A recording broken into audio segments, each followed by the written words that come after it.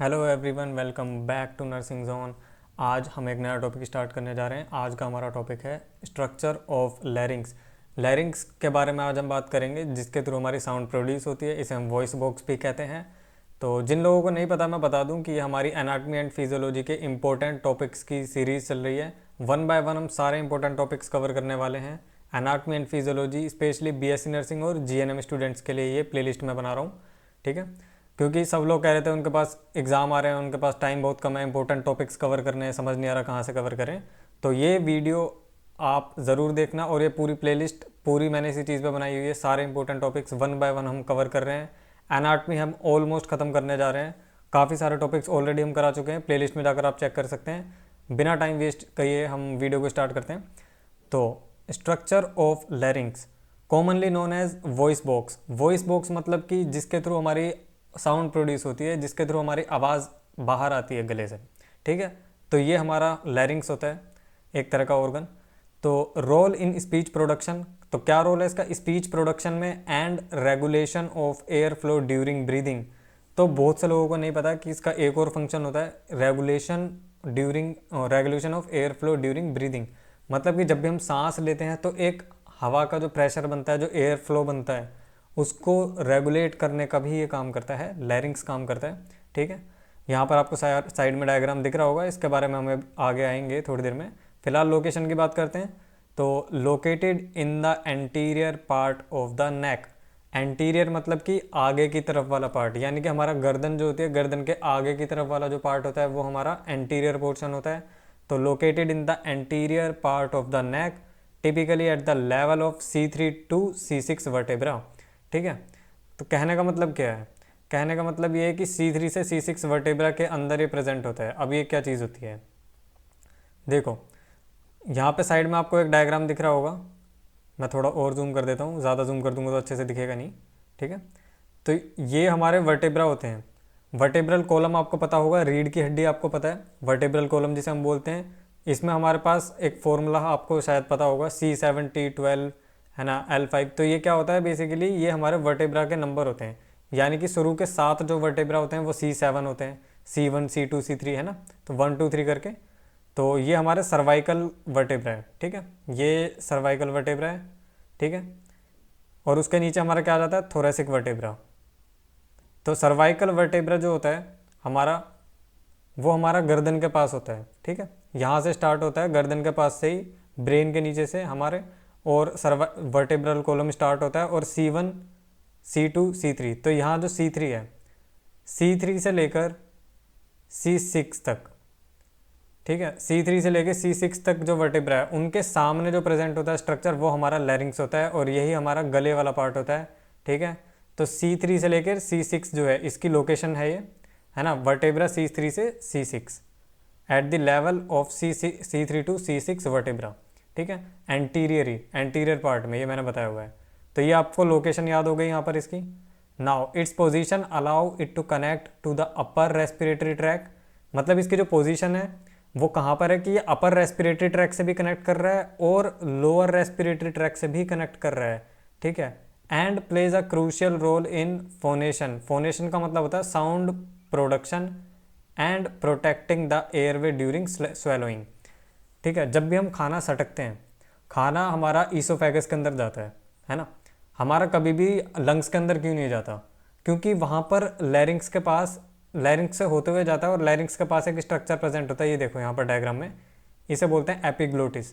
तो ये जो स्ट्रक्चर होता है ना, इसका काम क्या होता है, यहाँ से फूड आया, फूड आ रहा है, ठीक है। अब पीछे की तरफ क्या है, लैरिंग्स के पीछे की तरफ है हमारा ईसोफेगस। अब फूड आया, फूड लैरिंग्स के अंदर ना चला जाए, इस चीज़ को कौन प्रिवेंट करेगा? एपिग्लोटिस। एपिग्लोटिस क्या होगा, बंद हो जाएगा। एपिग्लोटिस ऐसे करके बंद हो जाएगा।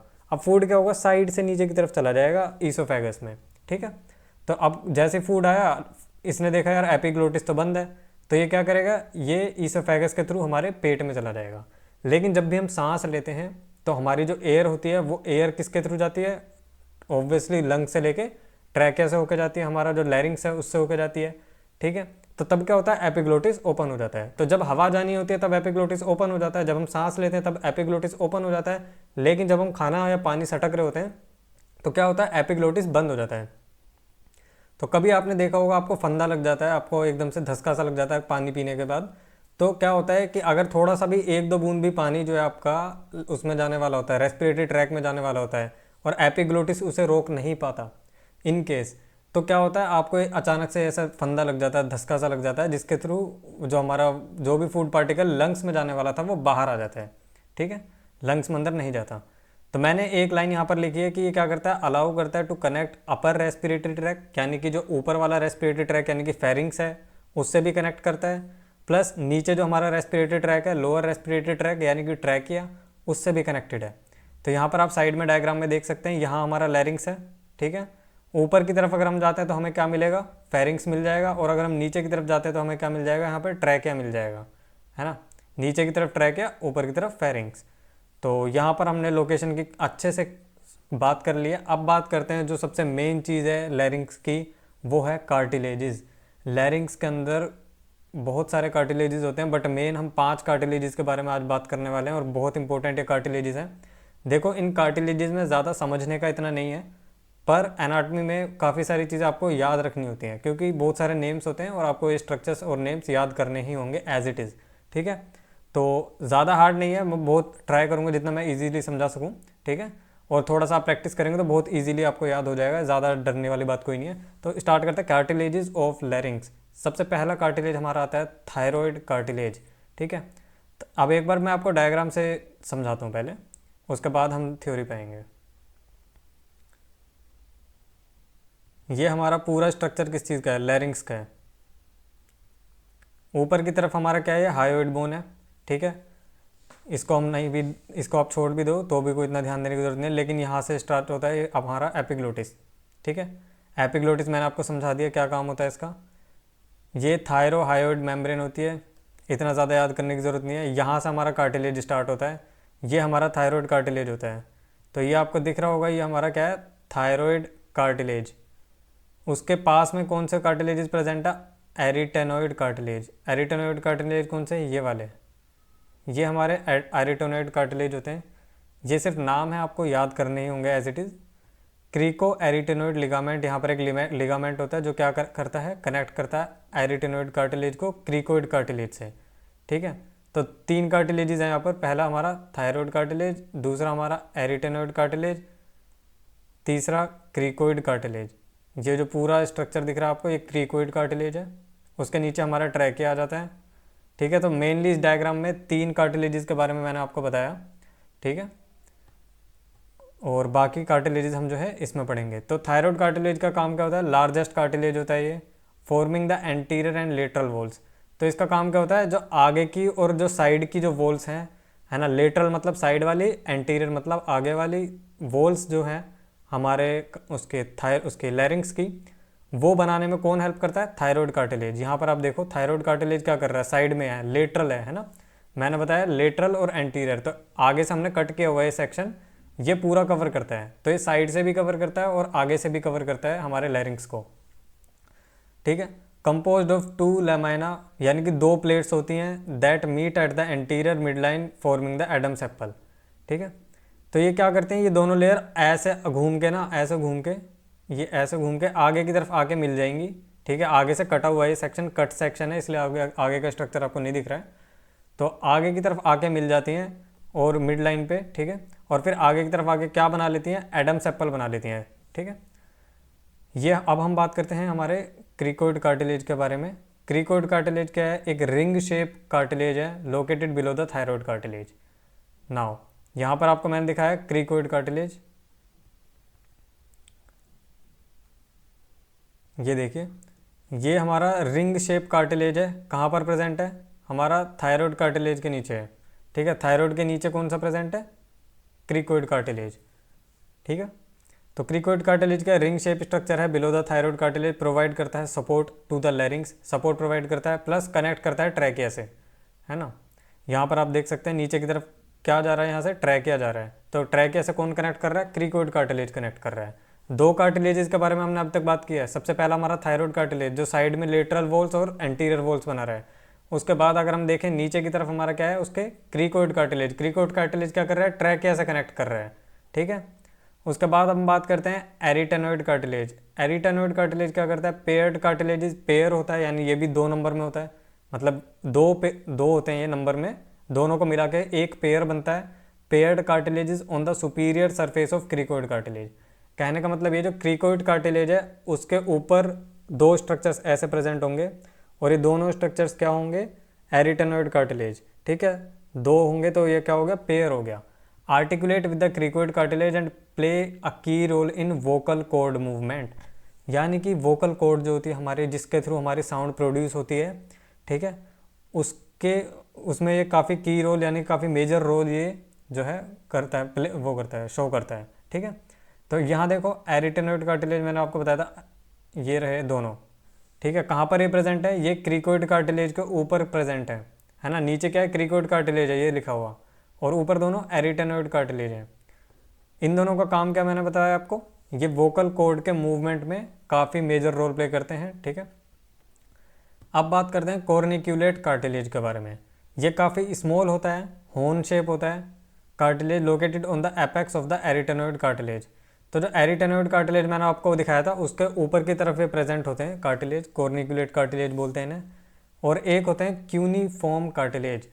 क्यूनिफॉर्म कार्टिलेज क्या करते हैं, स्मॉल होते हैं भी काफ़ी और क्लब शेप होते हैं, located in the aryepiglottic folds. Aryepiglottic folds पे ये प्रेजेंट होते हैं। Provide structural support to the laryngeal walls, ठीक है। तो लैरिंग्स की जो वॉल्स हैं उनको ये स्ट्रक्चर प्रोवाइड करते हैं। तो कॉर्निक्यूलेट कार्टिलेज क्या करता है, टेंशन मेंटेन करता है वोकल कॉर्ड्स के अंदर, ठीक है। तो कंफ्यूज मत होना, वोकल कॉर्ड्स में 2 लोग रोल प्ले कर रहे हैं। पहला हमारा एरिटेनोइड कार्टिलेज करता है। एरिटेनोइड कार्टिलेज क्या करता है, वोकल कॉर्ड के मूवमेंट में हेल्प करता है, ठीक है। और कॉर्निक्यूलेट कार्टिलेज क्या करता है, कॉर्निक्यूलेट कार्टिलेज मेंटेन करता है टेंशन, किसके बीच में, वोकल कॉर्ड के बीच में, ठीक है। तो यहाँ तक अभी तक आपको क्लियर हुआ होगा आई थिंक। एपिग्लोटिस के बारे में एक बार फिर थोड़ा सा थ्योरी पढ़ते हैं। तो लीफ शेप स्ट्रक्चर होता है इसका, लीफ शेप कार्टिलेज होता है, लोकेटेड बिहाइंड द टंग, टंग के जीभ के नीचे ये प्रेजेंट होता है, प्रिवेंट करता है food and liquid from entering the trachea. Trachea के अंदर, रेस्पिरेटरी ट्रैक के अंदर कोई भी फूड या किसी भी तरह का पानी कुछ भी जो है ना जाए, उस चीज़ को कौन प्रिवेंट करता है, एपिग्लोटिस प्रिवेंट करता है। बहुत बार इसमें से एमसीक्यू पूछा जाता है आपको, अगर एमसीक्यू क्वेश्चंस आते हैं आपके एग्जाम में तो ये ज़रूर पूछा जा सकता है इस क्वेश्चन से, बहुत अच्छा एमसीक्यू बनता है इससे। During swallowing bye covering the glottis, ठीक है। अब बात करते हैं ब्लड सप्लाई और नर्व सप्लाई के बारे में। तो provided by branches of external carotid artery and the subclavian artery, ठीक है। तो ब्लड सप्लाई जो आर्टीरियल सप्लाई हमारा जो जा रहा है वो किसके थ्रू जा रहा है, एक्सटर्नल कैरोटिड आर्टरी, जो हमारी मेन जो कैरोटिड आर्टरी होती है और सबक्लेवियन आर्टरी होती है उसके थ्रू जाता है इसका जो ब्लड सप्लाई है, superior laryngeal artery and inferior laryngeal artery, ठीक है। बात करें नर्व सप्लाई की तो जो लैरिंग्स है innervated by branches of vagus nerve. Vagus nerve मैंने अभी पिछले लेक्चर्स में भी आपको पढ़ाया, स्टमक मैंने पढ़ाया था, तो स्टमक में मैंने आपको बताया था कि वेगस नर्व जो है वो भी स्टमक तक जाती है, मतलब स्टमक को रेगुलेट करती है। और हमारा जो ट्रैक वो है लैरिंग्स है उसको भी हमारा वेगस नर्व जो है रेगुलेट कर रही है कहीं ना कहीं, ठीक है। 10th क्रेनियल नर्व ये होती है, क्रेनियल नर्व्स वाली अगर आपने वीडियो नहीं देखी वो भी देख सकते हो। 12 पेयर ऑफ क्रेनियल नर्व्स हमारी बॉडी में प्रेजेंट होती है, ट्रिक भी बताया था मैंने उसके लिए, आप वीडियो चेकआउट कर सकते हो प्लेलिस्ट में। तो larynx is innervated by branches of vagus nerve, superior laryngeal nerve and recurrent laryngeal nerve. तो एक नर्व होती है जो सुपीरियर होती है यानी कि ऊपर की तरफ होती है लैरिंग्स के, और रिकरेंट लैरिंजियल नर्व क्या होती है उसके आसपास प्रेजेंट होती हैं। तो यहाँ पर आप डायग्राम में इसमें नहीं दिया है ब्लड सप्लाई, बट आपको यहाँ तक आई थिंक समझ आया होगा। तो ये था स्ट्रक्चर ऑफ लैरिंग्स के बारे में। इससे ज़्यादा लैरिंग्स से आपसे नहीं पूछेगा, लैरिंग्स ज़्यादा लॉन्ग में नहीं आता, 5 से 8 नंबर का ये क्वेश्चन आएगा, पर इसे अंडर एस्टिमेट मत करना, बहुत कम लोग इसे पढ़ के जाते हैं और इसलिए एग्जामिनर इसे बार बार पूछता है एग्जाम में। मैंने बहुत एग्जाम में देखा है लैरिंग्स का स्ट्रक्चर पूछा जाता है एनाटॉमी में, ठीक है। आई होप आपको वीडियो क्लियर हुआ होगा, ये टॉपिक क्लियर हुआ होगा। अगर नहीं हुआ है, कोई भी डाउट है कमेंट सेक्शन में मुझे बताओ, मैं ज़रूर उसका रिप्लाई करूँगा। तब भी नहीं समझ आता है, टेलीग्राम पे इंस्टाग्राम पे आप मुझे मैसेज कर सकते हो, ये मेरा टेलीग्राम हैंडल है, ठीक है। ग्रुप ज्वाइन कर लेना, वहाँ पर क्विज भी होता है, और नर्सिंग जोन का ये इंस्टाग्राम हैंडल है, ठीक है। और अगर आपको ये नोट्स अच्छे लगे हो तो आप ये नोट्स का PDF मुझसे ले सकते हैं, टेलीग्राम इंस्टाग्राम पे मुझे मैसेज कर देना। और अगर आप अपने नोट्स खुद बना रहे हैं तो वो और भी ज़्यादा अच्छी बात है। आई होप आपको ये वीडियो क्लियर हुआ होगा। तो अब अगले वीडियो में हम एक नया टॉपिक स्टार्ट करेंगे, थायराइड ग्लैंड के बारे में हम लोग पढ़ेंगे, ठीक है। यहाँ तक के लिए आज की वीडियो में बस इतना ही। अगले वीडियो में थायराइड ग्लैंड के साथ मिलते हैं।